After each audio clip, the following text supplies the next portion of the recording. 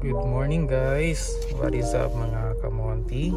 Today may pupuntahan tayo ngayon dahil tumataas na ang odo ng aking Montero. Yan, nasa 72,000 na. Pupunta tayo sa isang shop para magpalinis ng EGR at intake manifold, dahil nararamdaman ko na nga yung parang may pagka-delay na at parang may onting yung hatak niya hindi na ganun ka swabe sa dati, no? Sa kakapanood ko nga, syempre na curious ako kung anong mga dapat gawin. Kailangan na daw siyang ipalinis para maging swabe ulit, yung hatak mabalik sa dati. Para magpalinis daw ng ganun, dapat every 50k yung odo. Yun na nga, lumagpas na tayo, nasa 70 plus na, kaya ramdam ko na rin yung may pagka-delay or hindi na gaano kalakas yung hatak. Hindi naman sobrang hindi malakas yung hatak, pero syempre as driver mararamdaman naman natin yun, yung hatak talaga na swabe. At kaka-search ko, na panood ko at may napili akong shop na tingin ko okay. Yun, nagpabook na ako. Ngayon ang oras natin ay 6. Sabi nung nandun sa page na dapat agahan daw kasi maraming nga nagpapagawa dun. So pupunta tayo ngayon sa Master Garage. Hindi ko kabisado yung way, so syempre ang partner natin dyan ay si Waze. So search na natin yan, Master Garage QC. Iyan. So ayan, punta na tayo doon. Sana hindi ako malilate, or sana unti pa lang yung pila. Alright, so magsimula na tayo. Ingat sa pagmamaneho.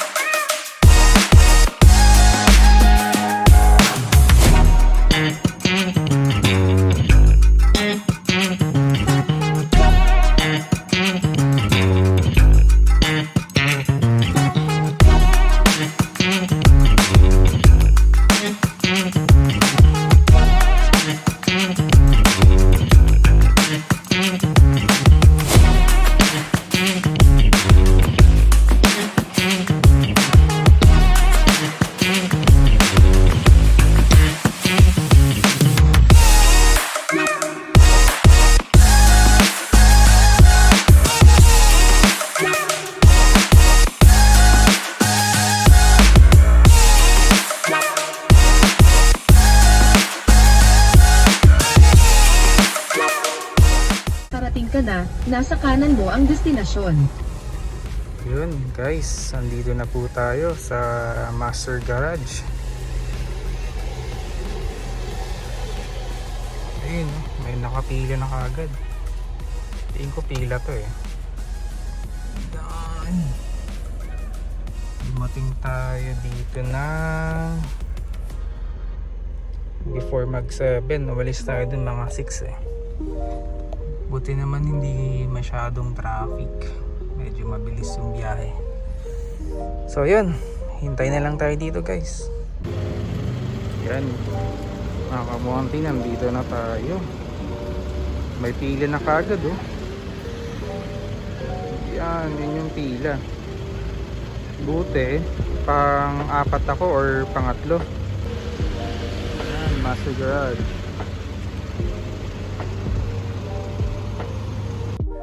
Ayan, nandito na po tayo sa loob. Waiting na lang tayo at ito po yung tura ng loob. At habang ginagawa yung sasakyan natin, naman yung waiting room nila. Malamig po yung dyan sa loob, naka-aircon at napakabango. Kaya makapag-relax ka dito. Dito naman, tinawag na po tayo para daw masimulan na. At bago simulan, ayan, ina-explain muna ni Sir yung mga gagawin niya. Yan po si Sir Randy ang mag-a-assist sa atin at siya rin po yung gagawa. Ang mechanic natin for today si Sir Randy Angeles. Yan, shoutout sa iyo, Sir. Dito naman, bago nila galawin yung sa may makina, yung mga kailangan tanggalin, linisin, nagulat ako kasi may free na pala silang scanning. Yan, chinecheck yung battery. Dito naman, nag-iniscan muna yung sasakyan kung may mga problema. Libre na po yan dito. Ito naman, pakita ko sa inyo kung anong itsura ng loob. Yan, sa mga oras na yan, alas 8 na po ng umaga. Yan, puno na sa loob. Kaya kailangan talaga dito maaga ka para hindi ka nakapila sa labas. Yun, guwapo ng Montero, Deadpool, Stig. Yan, sinisimulan na ni Sir Randy. Tanggalin yung mga kailangan tanggalin para malinisan na. Ayan, dito naman na baklas na ni Sir Randy yung mga kailangan baklasin. Tingnan nyo, grabe, barado na siya. Kaya talagang yung hatak ng sasakyan natin ay bitin. Ayun, itim na itim, grabe yung carbon. Kaya talagang kailangan magpalinis ng EGR, mga intake, para yung hatak mabalik sa dati na parang brand new. Yan, for cleaning na po muna yan, mga yan.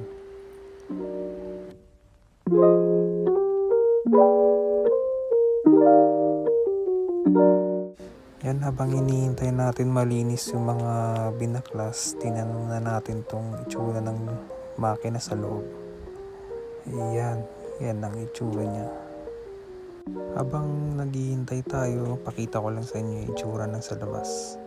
Yan, may mga nakapila pa din, kaya talaga dapat mauna ka.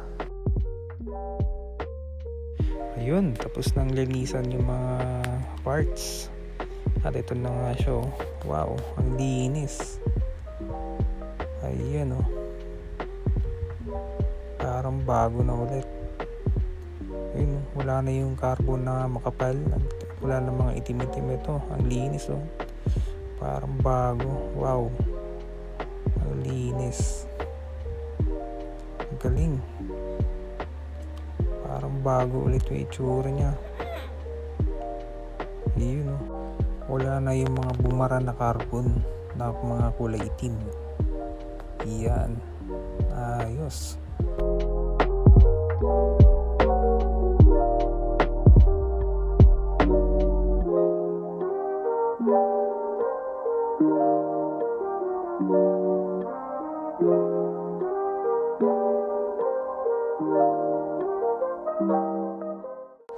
Yan, isa-isa nang binabalik ulit ni Sir yung mga parts na mga pinagtatanggal kanina. Yan. At dito naman, after ibalik lahat, ilagyan na ulit ng coolant kasi kanina na-drain yung coolant sa radiator. Kaya yan, naglalagay ulit sila. Yan, after ikabit lahat at nalagyan na ng coolant lahat, kailangan mo nang paandarin yung makina. Ayan, nilinis na rin ni Sir Randy yung makina. Grabe, parang nagpa-engine wash na rin ako. Ang linis, oh. Kita nyo naman. Parang bago ulit yung itsura ng engine bay. Yan. Dito naman, after maikabit lahat, syempre, ang ginawa ni Sir Randy, iniscan niya muna. Baka mamaya may problema. Yan, so pinakita ni Sir Randy lahat normal. So meaning Okay lahat yung mga ginawa niya. Walang naging problema. Ang galing, di ba? Libre lang yan dito. Scanning sa Master Garage. Yan, pagkatapos ma-scan at normal naman lahat. Dito, road test tayo. Grabe. Unang apak ko pa lang, unting piga lang. Sumisibat na. Yung bang balik na talaga sa normal. Yung feeling na binili mo ng brand new. Ganun na ganun yung feeling. Ang sarap. Ang lakas na ulit ng hatak niya. Kasi dati parang bitin eh. Parang nabubulunan siya. Ngayon, grabe. Sarap sa pakiramdam. Super satisfied ako sa pinagawa ko. Sulit na sulit yung binayad ko.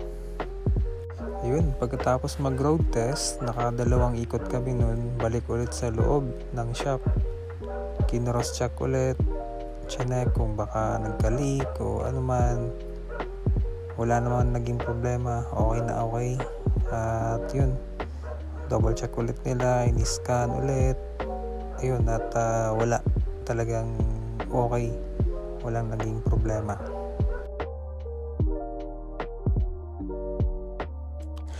Alright. So, yun na nga. Tapos na po akong nagpagawa sa Master Garage. Ano nga bang masasabi ko dun sa pagpapagawa ko? Para sa akin, grabe, super satisfied ako sa gawa nila. Dahil nagulat ako dun sa ginawa.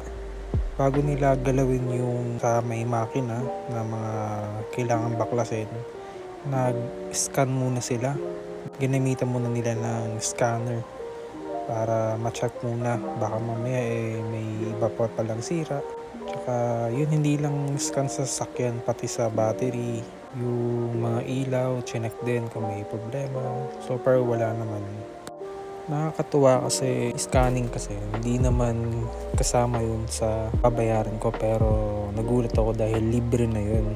Hindi lang yun, habang ginagawa ni Sir Randy yung mga kailangan gawin niya, bawat tanggal ng mga parts doon, ina-explain ni Sir. Pinapaliwanag niya talaga sa akin. At yun, dami rin akong mga tanong. Lahat naman nasagot niya. Talagang may educate po kayo doon.